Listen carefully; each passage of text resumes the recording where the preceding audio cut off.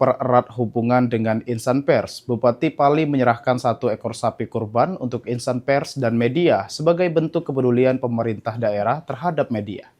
Semuanya berdoa, semoga kurban yang telah diberikan ini yang terpali dan juga kita semuanya. Amin. Bupati Pali secara langsung menyerahkan 1 ekor sapi kurban untuk insan pers dan media yang bertugas di Kabupaten Pali. Penyerahan hewan kurban tersebut merupakan bentuk kepedulian pemerintah daerah sekaligus upaya memperkuat hubungan silaturahmi dengan insan pers.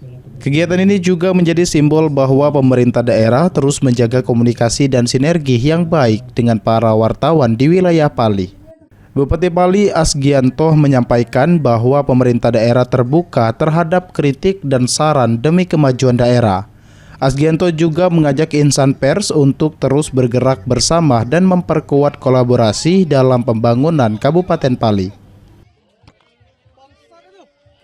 Saya selaku atas nama pemerintah Kabupaten Pali maupun secara pribadi mengucapkan selamat Hari Raya Idul Adha. Semoga kita semua dibukakan pintu hati untuk saling memaafkan.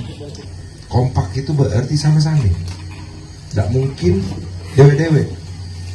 Jadi peran dari insan pers ini sangat penting. Maju mundurnya suatu daerah itu tergantung dari publikasinya. Idham, Pal TV.